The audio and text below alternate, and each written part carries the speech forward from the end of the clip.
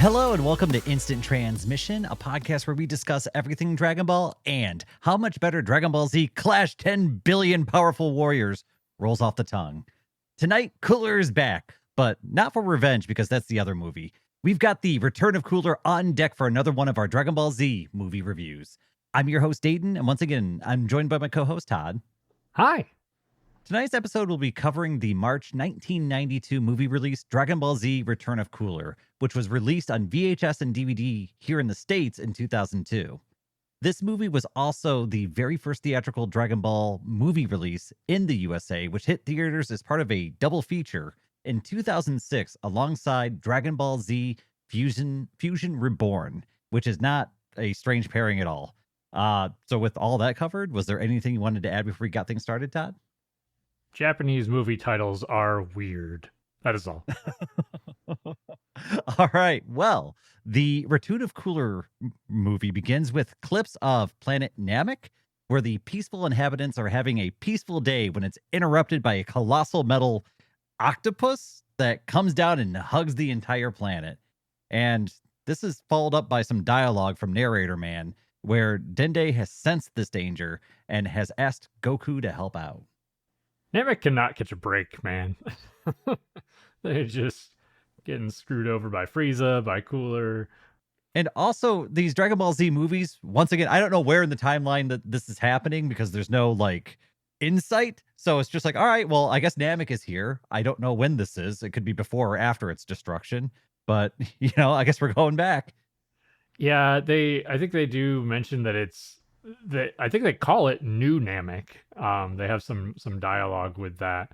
So again, these movies are very hard to make sense in the timeline, but supposedly this would be after Namek was recreated with the Dragon Balls, after it got blown up in the Frieza saga. This would technically be after Trunks came and killed Frieza the second time.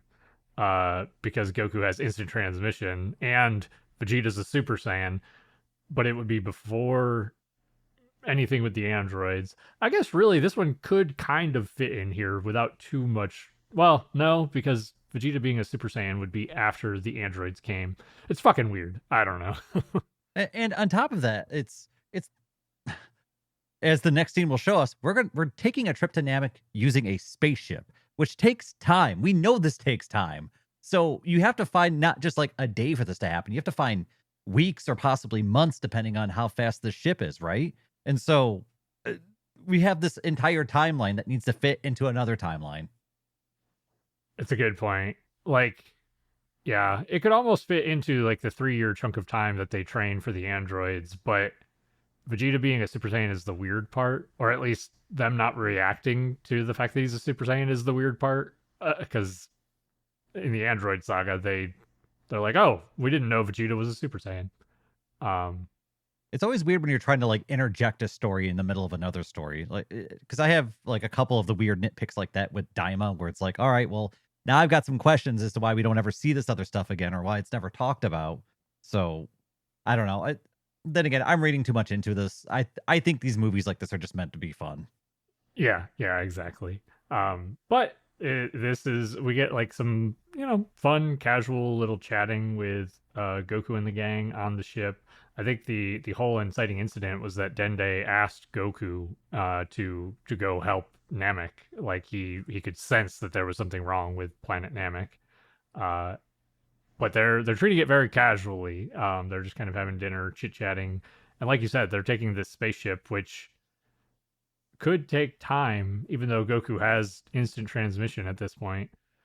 There's some oddities, but they do make their way to planet Namek, and they see that it is... the way they describe it is there's another planet attached to this one and trying to eat it. Yeah, this thing is it's a giant planet-sized metal octopus that's latched itself to New Namek's surface. And on that surface, we also see that the Namekians on that planet are being enslaved by robots and put in chains and forced into lines and pushed towards the big ship. And we see one Namekian even kind of break loose and go to fight for his life against these robots, but he's pretty quickly struck down and he's almost blasted away until Gohan does some pretty cool flips and shows up on scene. I thought those flips were cool. Hell yeah. Always got to flip, make it look cooler. Um, this we basically have just they're fine looking kind of generic robot bad guys basically, and most of our crew lines up to fight them, including Goku. But this kind of very quickly reveals our main bad guy for this movie, and we get to see this silver shiny metal version of Cooler. And what do you think about his design here, Dayton?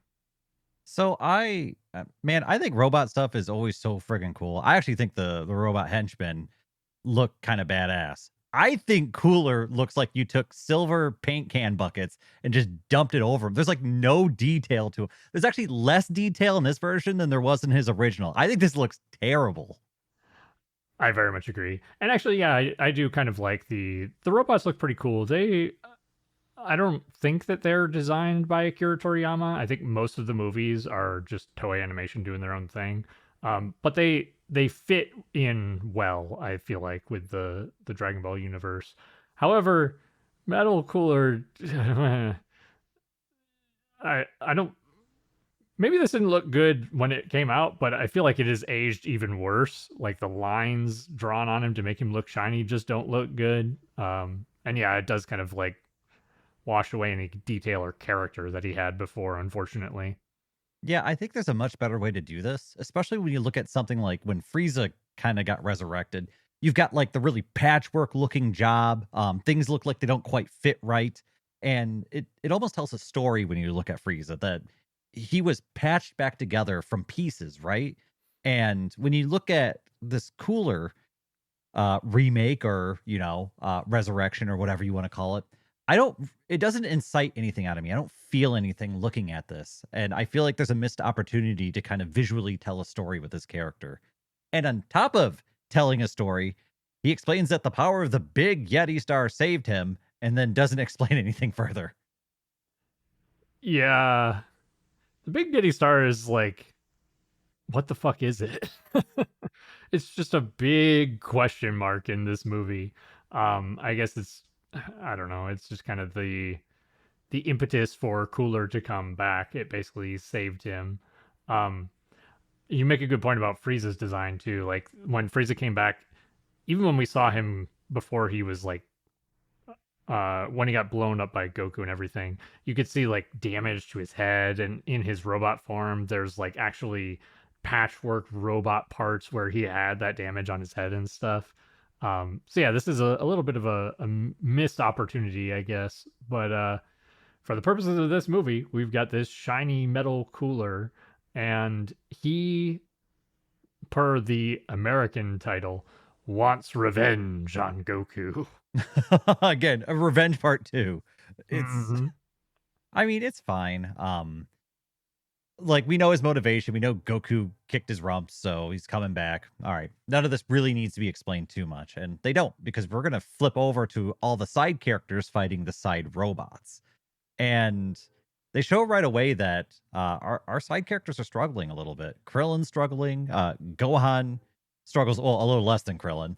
And then Piccolo's like going like kind of punch for punch with 3 of them at once.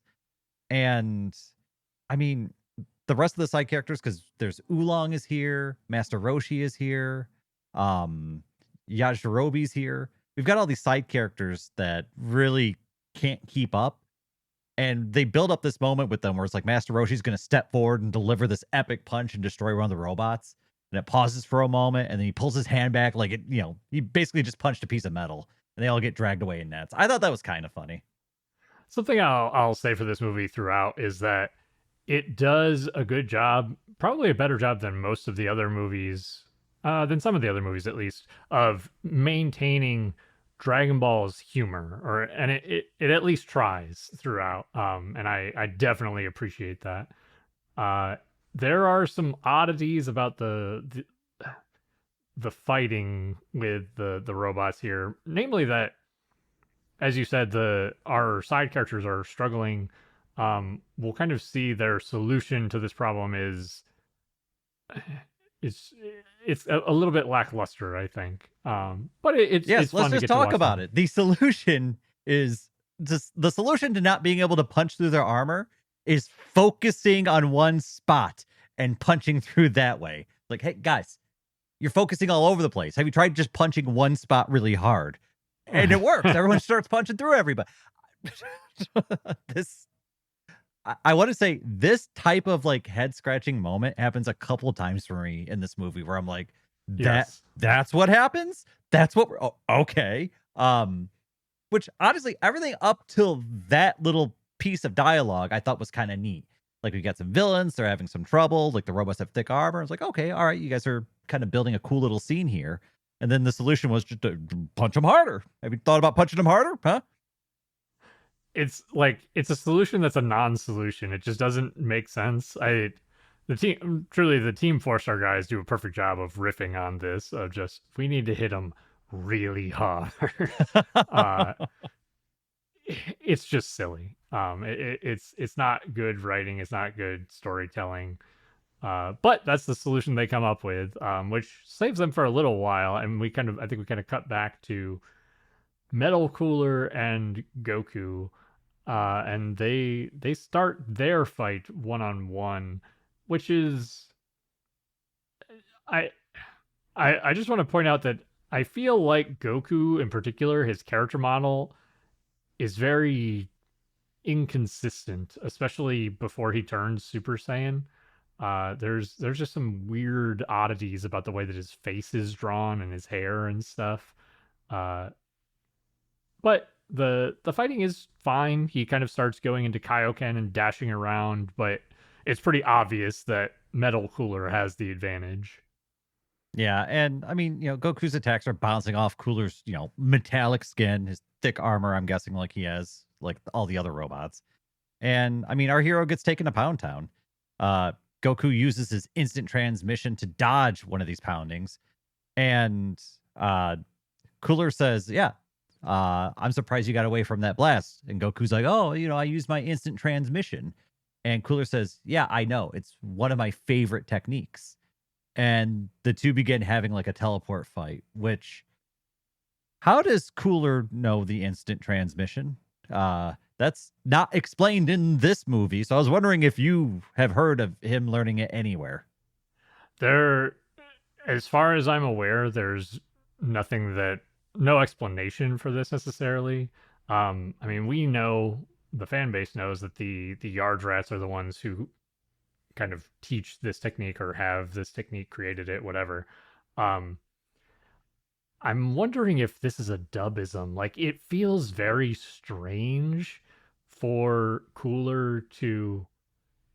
And actually, I was just looking to see if I could find it in the Japanese, and apparently they did it in the Japanese as well.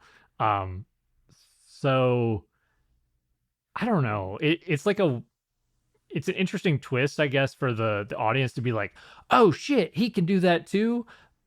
But it feels like it needs more explanation, maybe. I don't know. It just doesn't feel My great. gut, like deep down in that gut I felt like it was implying that what he's doing to Namek, he had already done to the Yard Rats.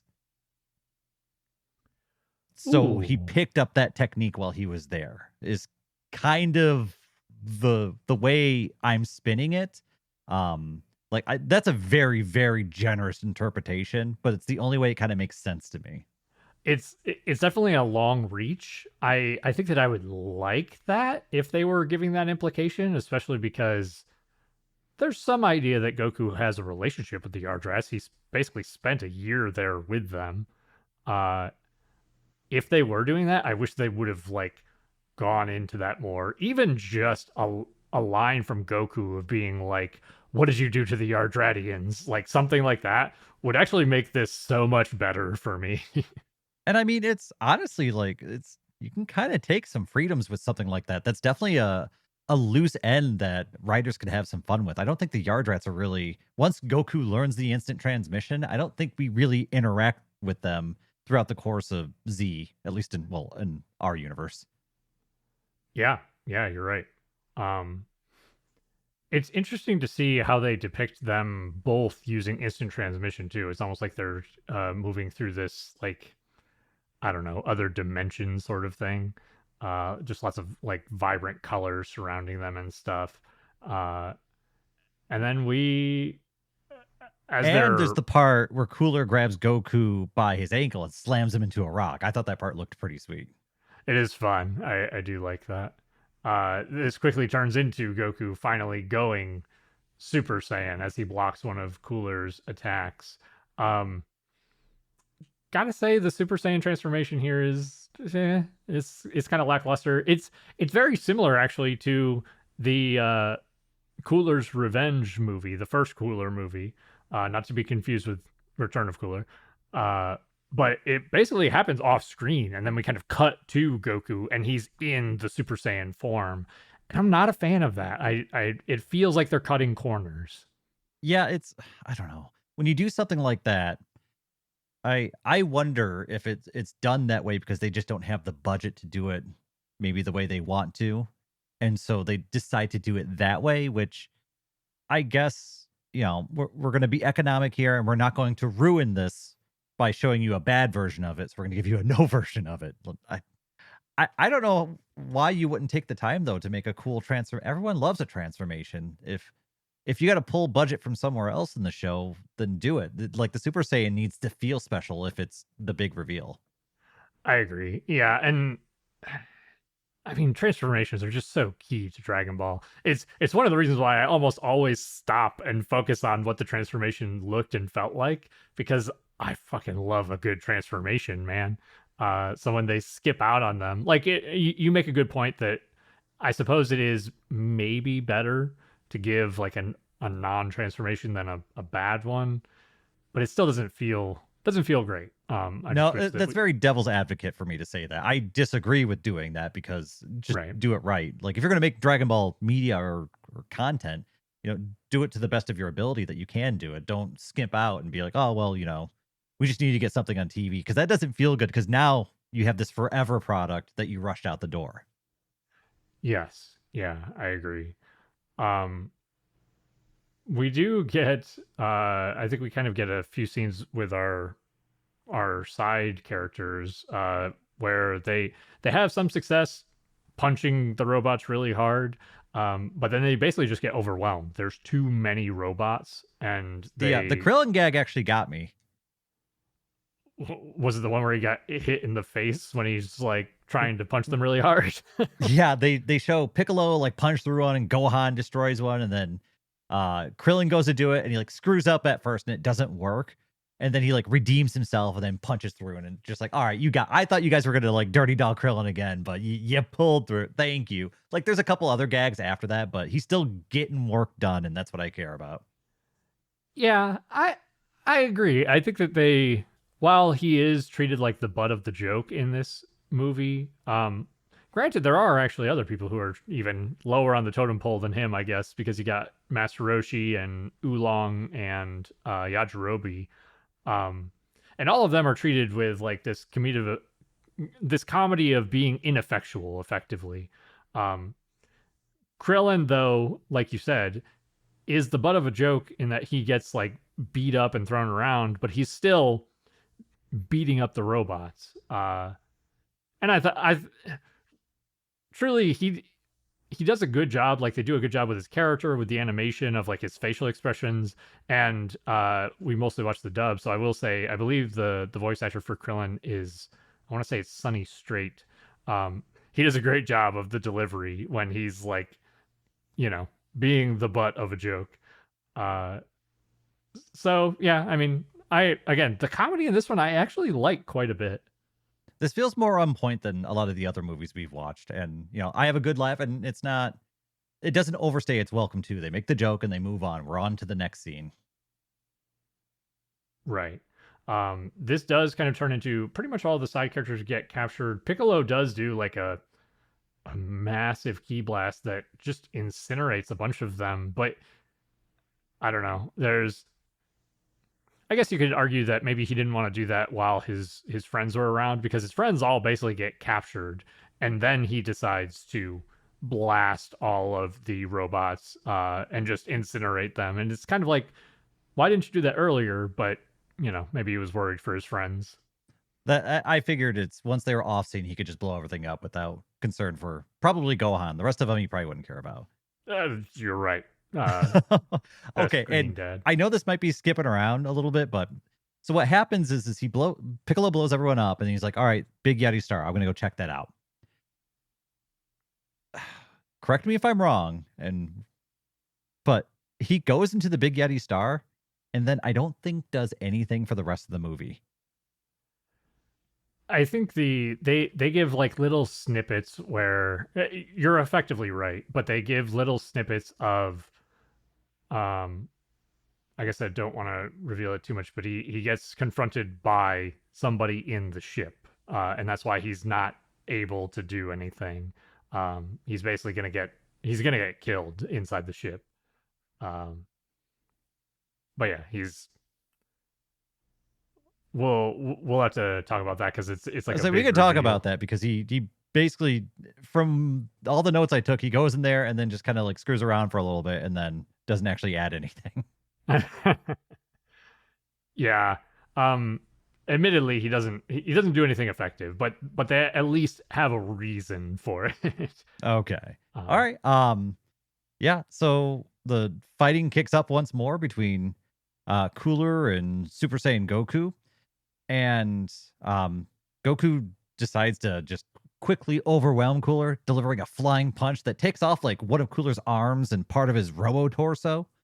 And this is a very short-lived victory because almost as soon as Goku rips off part of his body, we see wires fire out the gaping hole in Cooler's torso, and we see them kind of string together and reform the blown off arm and basically completely heal all the damage that Goku had done to him. yeah, this is interesting.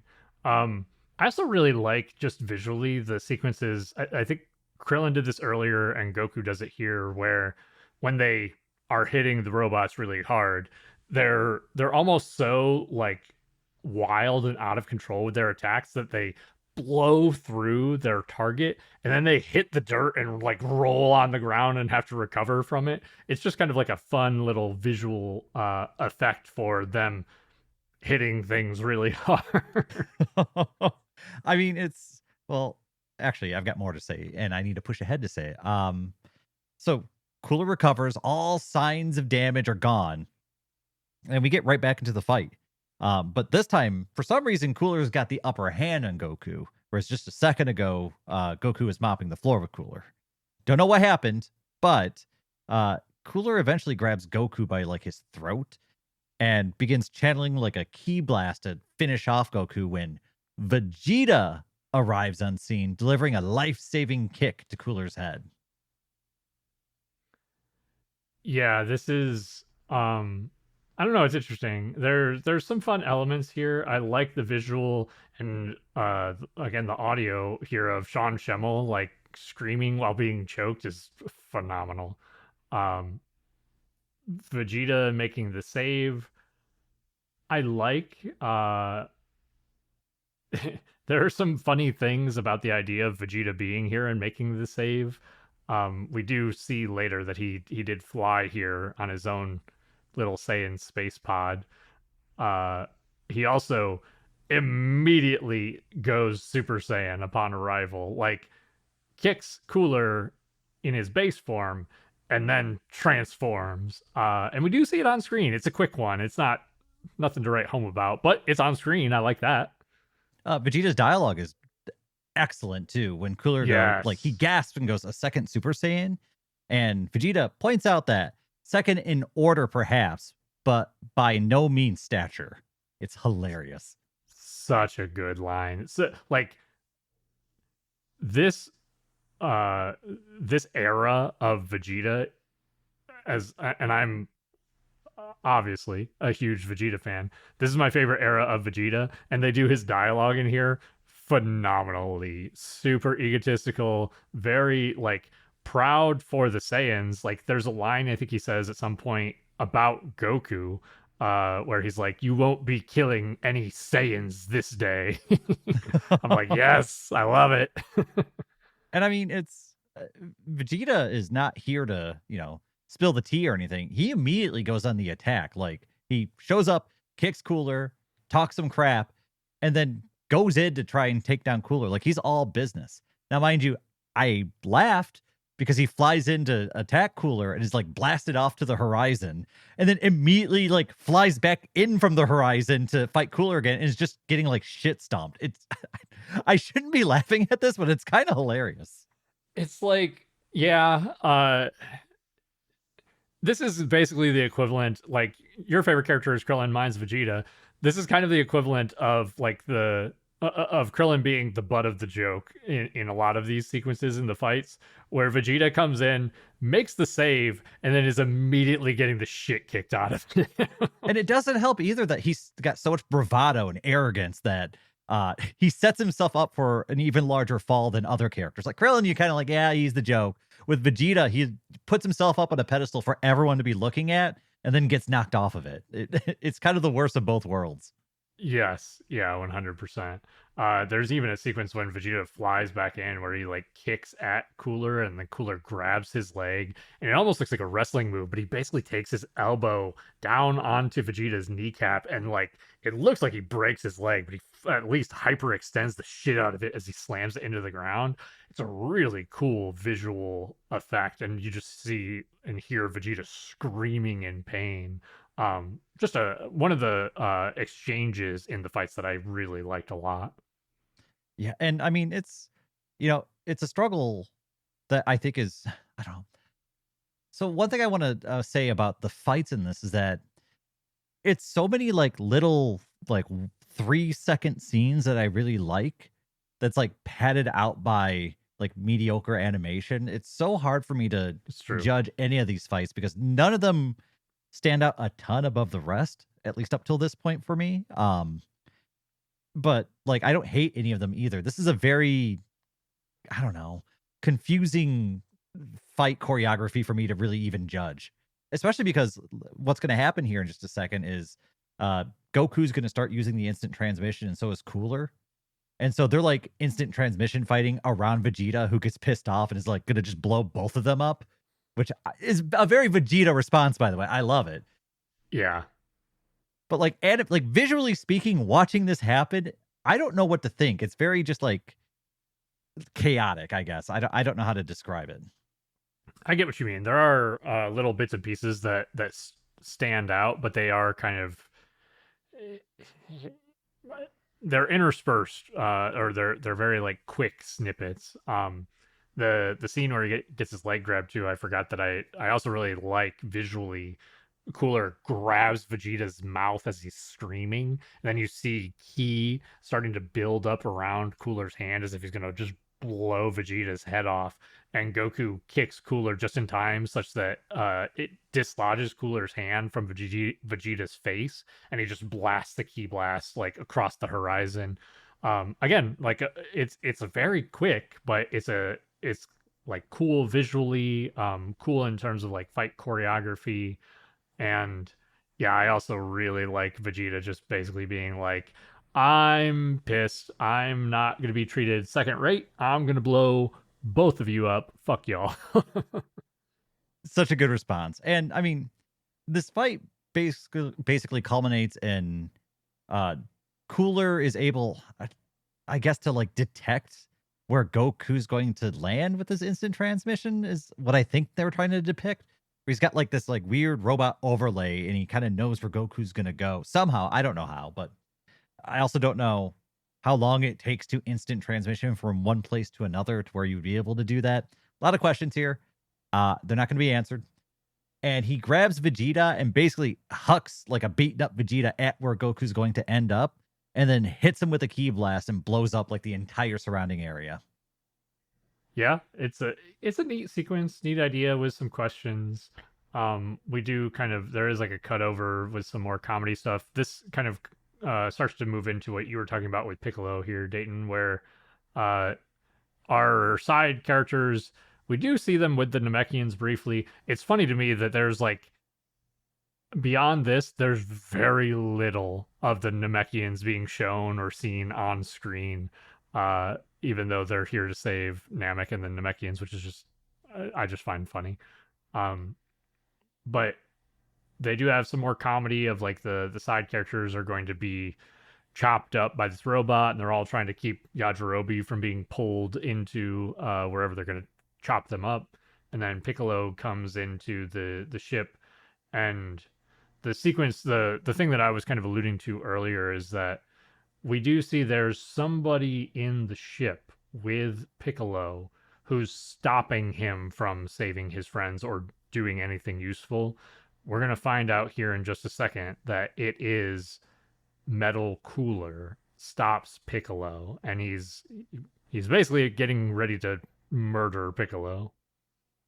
But it's a brief scene, and we flip back over to Goku and Vegeta, who are pulling themselves out of the rubble and the crater that the giant ki blast had created. Both of them looking pretty roughed up. Goku asks Vegeta to combine their energy and work together to defeat Cooler. And Vegeta kind of brushes it off and just blasts off into battle once more. Goku taking off not far behind him. And the animation of them accelerating actually looks really excellent here. The way they kind of go 1 and 2, and the way they're like going across the landscape and weaving their way through like the now rocky terrain. And they impact Cooler's upper half basically simultaneously, blasting most of it off. And they land on the other side, and you see the wires shoot out of Cooler's torso and start regenerating. And our Saiyan duo decided to just blast him with all the energy they have, and are eventually able to overwhelm his regeneration and defeating Cooler. Yeah, yeah. I mean, we basically see Cooler get blasted into oblivion. Both of our Saiyans kind of fall to the ground. They drop their Super Saiyan form, and Goku sits up to see, standing atop of a ridge, none other than Metal Cooler, who they just destroyed. And then another, and another, and a whole lot more of Metal Coolers just arrive on this ridge, just kind of glistening in the sun. Yeah, I mean, it's an entire army of them. And they begin, sliding down the ridge and making their way towards our heroes. And they basically just kind of power up to Super Saiyan and prepare for, their doom sort of thing. But there's not even really a battle. It's just a power up, a flash, and then suddenly they're just hanging as prisoners with like some wires off of them inside the big Yeti star. And I guess that's to be expected. Like, they could barely take out one, so a whole army of them is not going to be a fight. Yeah, I kind of had the same like thoughts where it's an interesting way to handle this. Like, yeah, obviously they're going to be outmatched. And do we really need to show what that looks like? I don't know, but they decide not to. There could have been some cool scenes of them like fucking some shit up before they get taken down, but that's just me imagining what I would want. It's true, and yeah, that could be really cool visually of seeing them giving that last stand against these 1,000 coolers. I do also want to point out that the cooler basically expresses that what happened was the big Getty star basically it's like learning, it's adapting, and it accounts for and accommodates for any flaws in Cooler himself. And I think he even says that even if that flaw is that there's only one of me, Yeah, which is and hilarious. The cooler that's explaining all this though, like while our Saiyan duo are just kind of hanging from wires in some dark room, we get the reveal that there's like this actual like half flesh, half metal head of Cooler that's hanging in the room with them, giving them this explanation. So I'm assuming this is probably the actual Cooler or the source of Cooler that everything's being drawn from. So we get this cool little zombie head that's talking to our heroes. Cooler Prime. Yeah, the explanation is I did not find this very satisfying that the big Yeti star is some chip that gained sentience and started to figure out how to propagate itself, and then just became a big thing until it came across Cooler in our star and absorbed Cooler into him, and then Cooler took it over. This was the biggest like MacGuffin of a getting Cooler back to fight our heroes thing that I've seen in a minute. I did not understand this. Yeah, the Big Getty Star is truly like a big joke. It just, even in a world where there's flying people who shoot laser beams out of their hands, this just doesn't feel like it makes sense inside of the It universe. doesn't feel like Dragon Ball. I think that's the big thing that really irks me is this feels like not like so far from the kind of work that Toriyama would do where it's like jarring to me. Right. I'm just gonna I'm just gonna say, just because it's important, that this one, again, I don't think has anything to do with Akira Toriyama, but I think Toei is doing a bad job of replicating the vibe and the tone of Akira Toriyama's work, at least with the Big Getty Star. Again, I like the humor. They did a good job with that. Um, One thing that I find interesting here too that I think is going to be important to bring up is, while our Saiyans are effectively defeated and captured here and hanging from these wires, they're still in Super Saiyan form, which is so weird to me. And it's going to come up in just a second, but it feels like they shouldn't be. It feels like they're like beat up and borderline unconscious. Like it feels like they should have gone out of Super Saiyan at this point. Yeah, especially because there are so many scenes in Dragon Ball where, they're still trying to fight, but they just don't have the energy and they lose that Super Saiyan form. Like that's kind of a keynote that's been hit a few times, and this sits in contrast to that. Exactly. Even when they like fell to the ground tired 5 minutes ago in the movie, they dropped out of their Super Saiyan form. Uh, we do basically find though that Cooler's plan here is he's gonna suck these Saiyans dry and feed their energy to the Big Getty Star. Yeah, and so Cooler begins sucking our boys, and he realizes that, oh man, you guys are full of juice, like too much juice. Oh my god, I can't handle all this juice.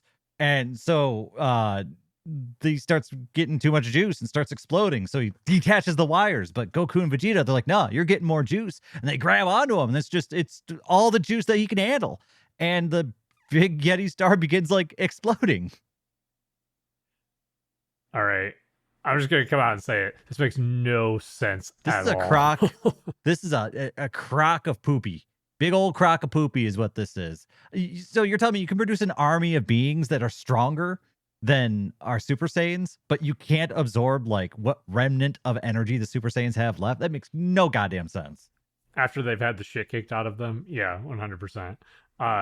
I will say, I like this concept. Like, I like it as an idea, and they actually do this in the Buu arc with Goku fighting Yakan, where Goku's just so much stronger than Yakan that it's just a way of Goku flexing on the dude, that he's like, I'm going to feed you so much energy that you burst. Love that concept. Done super well in the Buu arc. Not done well here. Yeah, I agree, especially because I mean, with Yakan too, you also had like the dynamic of, I believe it was like dark in there, and so Goku was actually like there was some trouble seeing a little bit or trouble fighting, so it was also kind of a way to shortcut what would have been probably possibly a frustrating battle. Right. So I think it was Goku being like, I'm just gonna have fun with this. Uh, this doesn't make any sense to me. I don't know what else to say other than this should not have been the ending. This felt like they ran out of time and they needed the story to be over with, so they just figured out a way out of it.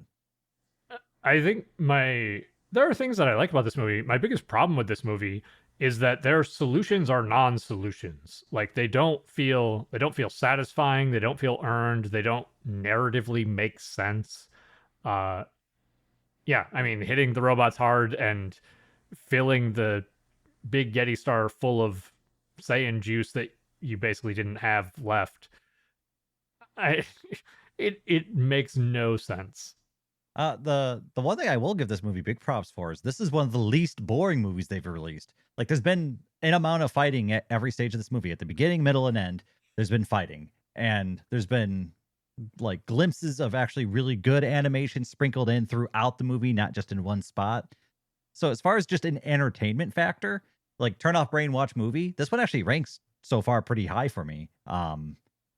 I It's just when you actually apply any brain power, none of this makes any sense. The timeline doesn't make sense. How you beat the big bad guy doesn't make any sense. Uh, and in a second, I'm going to talk about how they don't really explain how Vegeta knew to be where everyone was. That I don't know why he arrived differently and in his own pod and where he was and why is he Super Saiyan. There's so many damn questions with this, but if you just turn off your brain, just turn it off. Don't use that and just enjoy some Dragon Ball fighting. It does a pretty decent job. Yeah, I would definitely agree. We'll wrap up the tail end here, but the big Getty Star starts blowing up. Some of the metal coolers start blowing up. This we see the one that's fighting Piccolo like blows up. There is some more gags of like Yajirobe strapped to a table and they're getting ready to saw his brain open. Um, and the robots who are detaining them blow up. We even see the Big Getty Star like detach from planet Namek. Um, and as Goku and Vegeta are kind of freed from their little containment, uh, now they go out of Super Saiyan form, um, and they are basically getting ready to like blow up the I'm going to call him Cooler Prime. But we find as Goku goes back into Super Saiyan to throw a Ki Blast at him, uh, Cooler Prime has a weird wireframe body sort of thing that is created for him to fight Goku, and he just punches him real good and then wraps him up in wires. Yeah, it felt really weird. Like almost Goku just paused that way Cooler Prime could get his wiry fingers around him. But Goku gets wrapped up. But thankfully, Vegeta is also there and able to turn on Super Saiyan long enough to free Goku from the wiry grasp of Cooler Prime. And then Goku's the one that fires a Ki Blast into Cooler's chest, blowing him up once and for good. Yeah, I mean this part is fine. Like I think Cooler Prime wrapping up Goku like as a screenshot looks cool. Like it's very visually interesting. That's actually the best looking version of Cooler in this movie is him agreed. in his like weird half zombie, half wire form. Yeah, hard agree. And I like that Goku wasn't going to get the win. Vegeta got the assist. Like if Vegeta wasn't there, Goku gets fucked. Um, so I mean, give a lowercase W to my boy Vegeta. Um, I think that this part honestly I wouldn't really have too many problems with this part. It's the moment that leads up to this part that is problematic for me. Um, I guess the only other thing is, well, the fact that Vegeta gets the assist and Goku gets the win is fine. There's just not anything like extravagant or spectacular or unique, I guess, that gives them the win here, which is a bit of a bummer. This basically just turns into though Goku and Vegeta they destroy Cooler Prime, and then they fall, I guess, from the Makio star. Uh, And I will say, I do kind of enjoy one more piece of comedy here as our side characters watch Goku and Vegeta falling from the sky and do nothing to catch them or save them as they just like crater into the ground beside our side characters. It was kind of funny, kind of because of how jarring it was, right? Like you just don't expect it to happen. On Yeah, top of the whole time, I'm thinking once the ship explodes, like, oh, so Goku instant transmission them out of there, right? The guy who can teleport, who has been teleporting this entire time, is just going to teleport them, right? No, I expectations subverted. maybe he's finally out of juice. I don't know. The whole energy thing in this movie is wild, but they get some sensu beans and they've won the day. That is basically the end of the movie. Aside from watching Vegeta fly away by himself in his Saiyan space pod and destroy what we were shown as like the microchip or the brain of the big Getty star. I think I called it the Machio star earlier, but the big Getty star. Um, and yeah, that's I think it rolls to credits at that point. That's the movie. Yeah, it wraps it up. It's I mean, kind of what I was saying earlier. It's a fun movie. It's a very jarring ending though. The ending really just feels like they wanted to wrap things up. Like, all right, well, Saiyans are defeated. What do they do? Oh, well, they juice it up and everything explodes. And how do you deal with 1,000 metal coolers? You pump like a quarter of a Saiyan's energy into a giant ship and everyone explodes. There's also like I mentioned it earlier, but it feels like we should have gotten some sort of resolution with the Namekians. The only shot that we see is just like a group shot of them looking up at the Machio star being destroyed, and it's like Namekians.png. It's just there's nothing else going on, and there's no interaction with the Namekians at that point, which feels very strange. Yeah, and you kind of figure like our hero started their adventure at the request of Dende. You almost figured they would have a scene of them making it back and telling him what happened or something like that. Um, but even then, when Dende asks Goku to go, we don't even get the scene of Dende asking. It's just Dende does this. Okay. Um, Also, I need an explanation as to why the hell Vegeta's there. What was he on Earth and then just took a different like ship because he didn't want to be around everyone? What is going on? Because Goku acted like he was surprised that Vegeta was there, so I don't think that's what happened. Like one of the other things that it could be too, and this is me just making up some fan theory shit. I mean, we see in the anime when Vegeta goes Super Saiyan against the androids, there's he basically spent time in space by himself, like training and stuff. He could have been fucking out somewhere near uh New Namek and, sense their energy or sense them fighting or something. But he would have had to have been really close or even on New Namek for that to make any sort of sense too. Yeah, because my understanding, and maybe it's different because of, different things might work differently, which I know is a vague statement, but we know that the androids don't like you can't sense their key. Like they don't have that energy that you can sense. I'm assuming that applies to Cooler and those robots, so you wouldn't be able to know that they're there. Like they are entirely artificial beings, as far as I know. Maybe not. Maybe not Cooler Prime though. It would be tricky to say with Cooler Prime and the big Getty star. Um, but I mean, Vegeta could have also sensed like Goku's energy traveling to New Namek or something too. Just like obsessive ex girlfriend, like stalking him around the universe, sort of thing. Oh yeah, oh yeah. I have a strong feeling that Vegeta's even when he's training out in space, nowhere near Goku. He's like, I can feel that prick Super Saiyan Kakarot. God.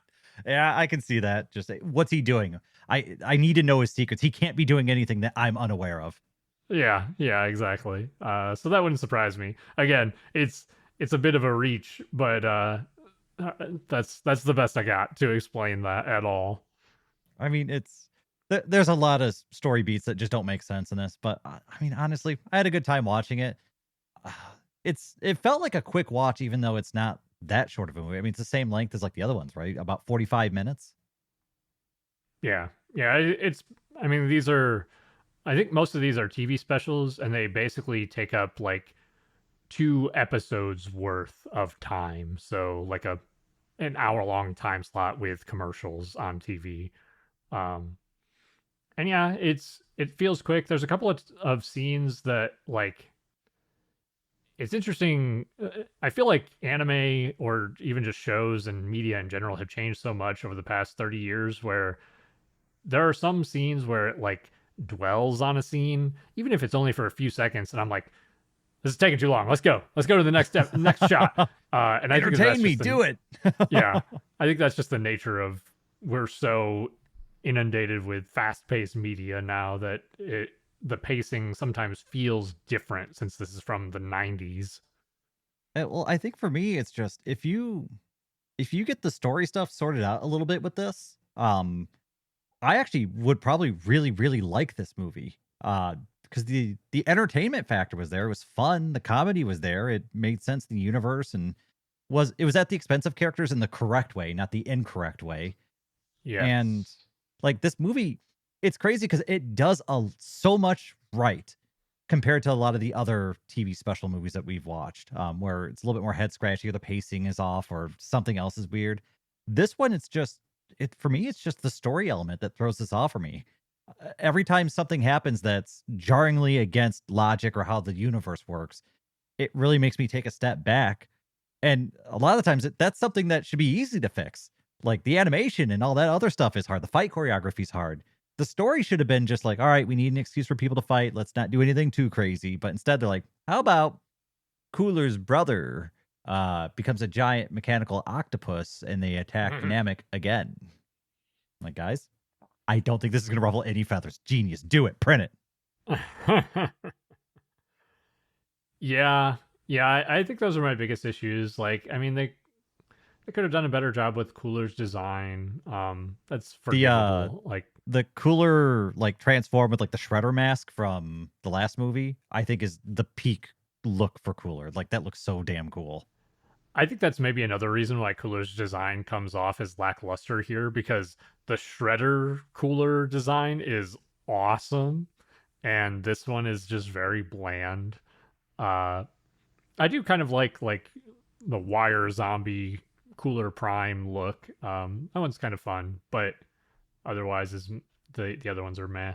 Give me some But more yeah, robotic there's elements. Like not don't just take the paint bucket and click silver, click character model. Like give me some actual design elements to them where you can see robotic parts and replacements and the big Yeti star updated his design, right? Like I want to see those updates and how is he improved, but we were kind of denied that. I think there was a big missed opportunity there.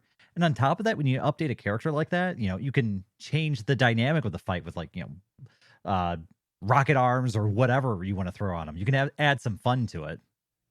That's true. That's a really good point in that there weren't any like interesting fight contributions to his design change outside of the fact that he can regenerate, which let's be honest has been way overused and is one of the most boring traits that a character can have at this point.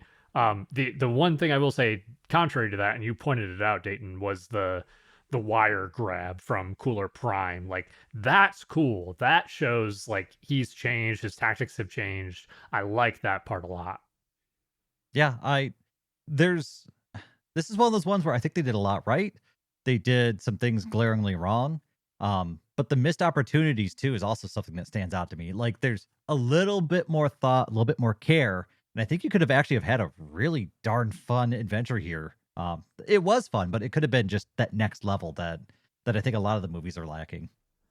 Yeah, I agree. I know that most of these are these 45-minute TV specials, but if you gave this movie another 30 minutes to kind of like flesh out, like, okay, let's spend a little more time with Dende or the Namekians, or figure out why the hell Vegeta's here, or give us a little bit more about the mech, or I keep calling it the Machio Star from Garlic Jr., the big Getty Star.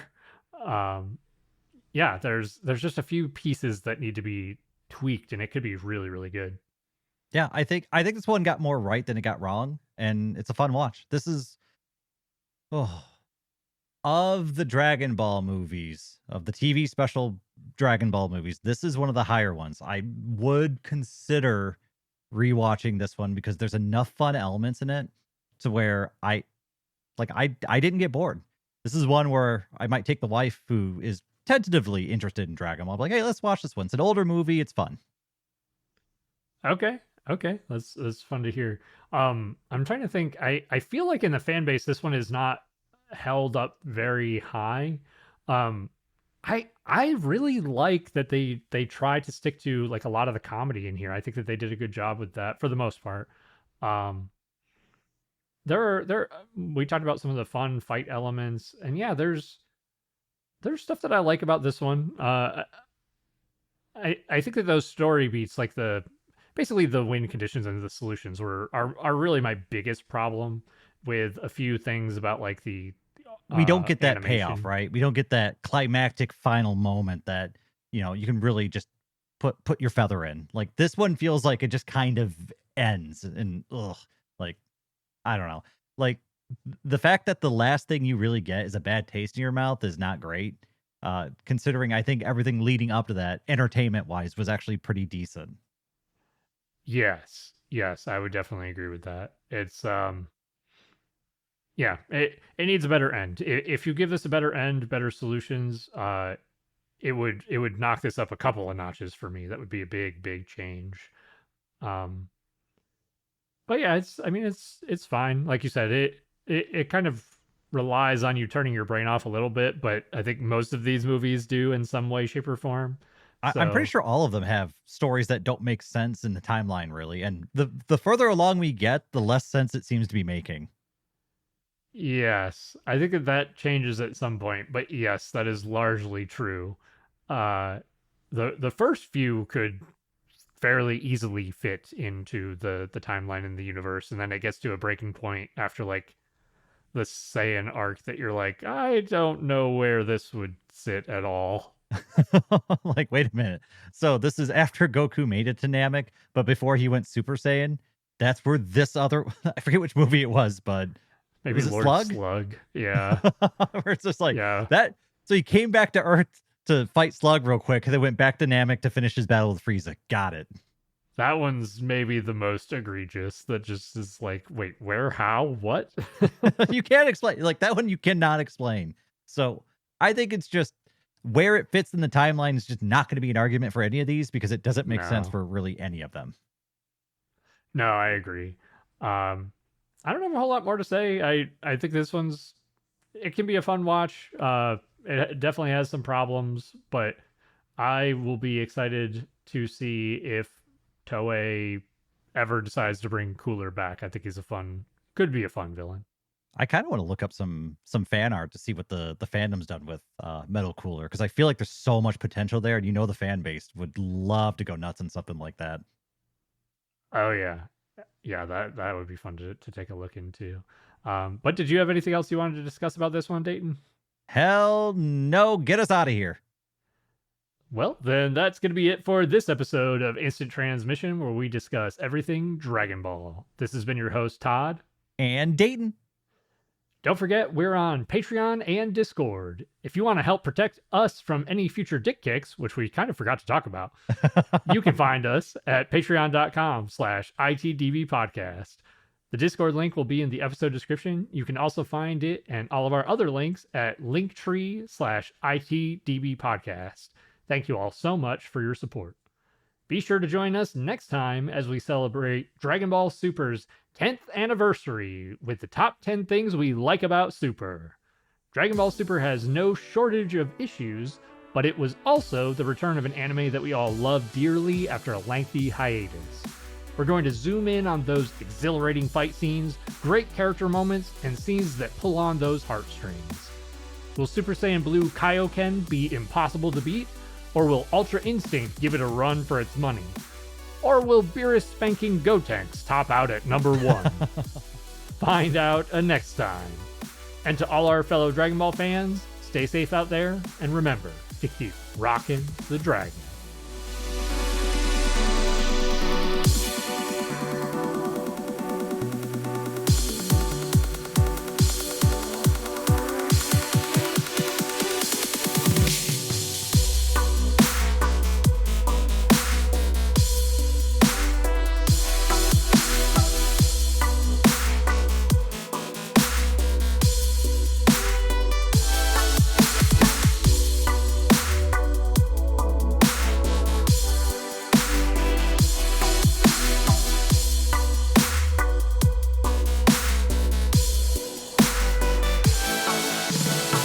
Weakness identified.